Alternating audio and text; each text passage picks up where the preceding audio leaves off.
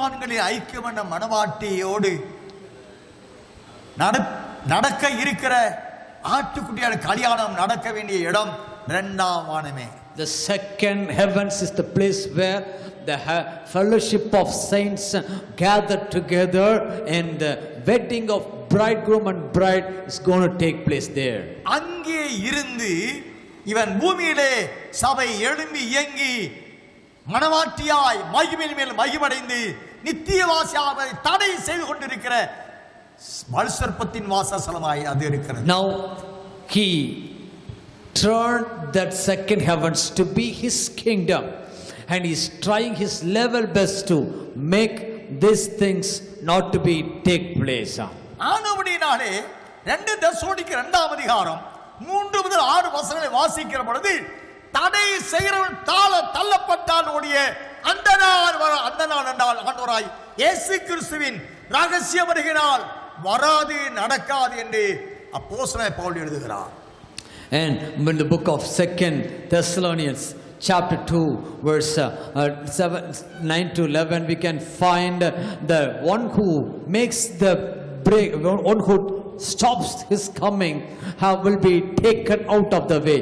First 2 Thessalonians chapter 2 verse 7 says, only he who now restrains will do so until he is taken out of the way. தடை செய்து கொண்டிருக்கிறவனை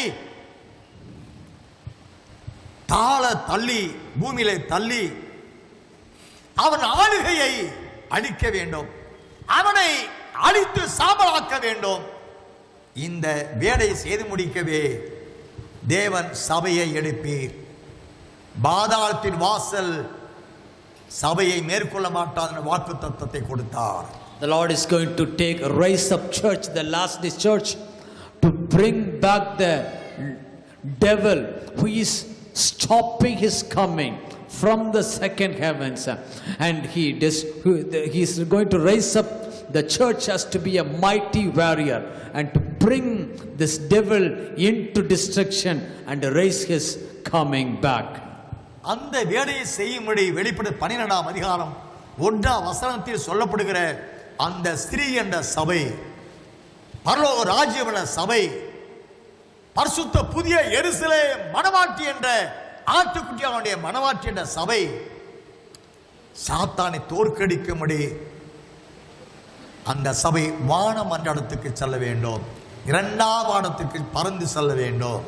For this prophecies to be fulfilled, the church has to raise its standard to reach the second heavens, to defeat the Satan, to bring this holy saints back together and to meet our Lord Jesus. அங்கே நடக்கிற யுத்தம் வெளிப்பட 12ஆம் அதிகாரம் 7 முதல் 11 வசனங்கள் முடிய வாசிக்கிறோம். வானத்திலே யுத்தம் உண்டாயிற்று. எங்கே யுத்தம் உண்டாகிறது? வானத்திலே. Revelation chapter 12 verse 7 to 10 we can find, and a war broke out in heaven. பவுலடியா சொல்லுகிற எபேசியர் 6:12 வான மண்டலங்களில் பொல்லாத ஆவி சேனையுடனுக்கு போராட்டம் உண்டு என்று சொல்லுகிறார். Book of Ephesians chapter 6 verse 12 apostle Paul says there is a battle between a battlefield in the heavenlies. தடை செய்து கொண்டிருக்கும் தள்ளப்பட வேண்டும் என்று சொல்லுகிறார். One who restrains has to be cast away from heaven. இப்பொழுது வெளிப்படுத்த 12:7 படி மிகாவேலும் அவருடைய சார்ந்தவர்களும் வல்சர்ப்பத்தோடு அவர் சார்ந்தவர்கள் யுத்தம் செய்வதாக வசனம் சொல்லுகிறது. Book of Revelation 12 verse 7 says, Michael and his angels fought with the dragon, and the dragon and his angels fought back. மிகாவேல் என்றால் யார்? Who is Michael? மிகாவேல் என்றால் தேவனை போன்றவன் என்ற பொருள் உடையதாக இருக்கிறது. Michael gives a meaning, the one who is like God. அந்த மிகாவேல் அவருடைய சார்ந்தவர்கள் அந்த வெளிப்பட 12ஆம் வசனத்தின்படியான சபை சார்ந்த ஆண் பிள்ளையாய் இருக்கிறார்கள். Michael and his angels refers to the church, and which is refers to a male child, which is written in chapter 12 verse 1. சாத்தானால் தோற்கடிக்கப்பட முடியாத, மாறாக சாத்தானை தோற்கடித்த சபையாக அந்த வெளிப்பட 12ஆம் அதிகாரம் ஒன்றாம் வசனத்தின்படியான மணவாட்டி சபை எழும்பி இயங்குகிறது. The glorious bride church will be like this male child who was not destroyed by serpent, rather destroying the dragon. புறஜாதியினுடைய மீட்பு அந்திக்கிறிஸ்து முதல் 3 ஆண்டு கால இறுதியிலே நிறைவடைய இருக்கிறபடினாலே அந்த முடிவான காலத்துக்குரிய ரட்சிப்பு என்ற தேவசாயல், இயேசு கிறிஸ்துவின் மகிமையான சாயல், தேவ ஆவியானுடைய சாயல் அவர் வெளிப்படும் போது அவர் இருக்கிற வண்ணமாக அவரை நான் தரிசிப்பது அவர் ஒப்பாயிருப்போம் என்ற 1 யோவான் 3 வசனத்தினுடைய சத்தியத்தை சாயல் அனைத்தும் அவர்கள் யாராக தென்பட வைக்கிறது? தேவ சாயலை உடையவர்களாய், தேவனாக அல்ல, தேவனை போன்றவர்களான தோற்றம் அங்கே வெளிப்படுகிறது.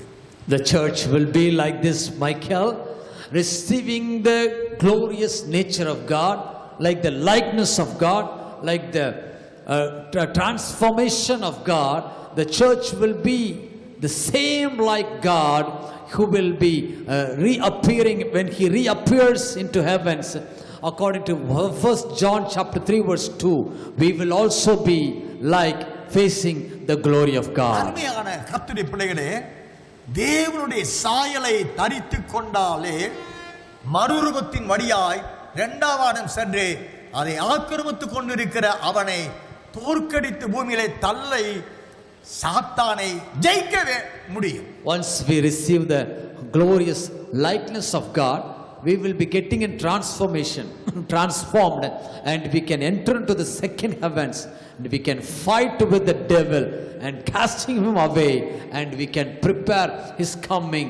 We can make his coming soon, and there can be a greater blessing. தேவ சாயலை அணிந்து கொண்ட மிகாவேலும் அவனை சார்ந்த தூதர்கள் என்றால் கிருபையினால சத்தியத்தின்படி 5 விதமான ஊழியங்கள், அப்போஸ்தலர், தீர்க்கதரிசி, சுவிசேஷ போதகர், மேய்ப்பர், இந்த 5 விதமான ஊழியர்களும் தேவனுடைய மகிமையின் மறுரூபத்தை அணிந்து கொண்டபடியால் அவர்கள் 2ஆம் வானம் சென்று வலு சர்ப்பத்தின் சார்ந்தவர்களையும் தோற்கடித்து வெட்டி பூமியிலே தள்ளுகிறார்கள். Michael and his angels refers to the people who got the received the glory and the 5-fold ministries: apostles, prophets, evangelists, pastors and teachers were called as the angels of Michael. And all these 5-fold ministries receives the glory of God and fight against the devil and prepare the church for his coming. இப்படியாக சாத்தானை தோற்கடித்து பாதாளத்தை ஜெயிக்கும்படியாய் தேவன் ஒரு சபையை நம்பி நாடி பேதுருவை கொண்டு எழுப்பினார். பாதாளம் சபை மேற்கொள்ள மாட்டாது என்ற தேவ தீர்மானம் கிருபையின்கால சபைகளிலே நிறைவேறவில்லை. To make this great project to be completed through the church, which was raised upon Peter's promise, but the church which was functioning on the period of grace could not fulfill this greater project, greater prophecy. They failed in this mission.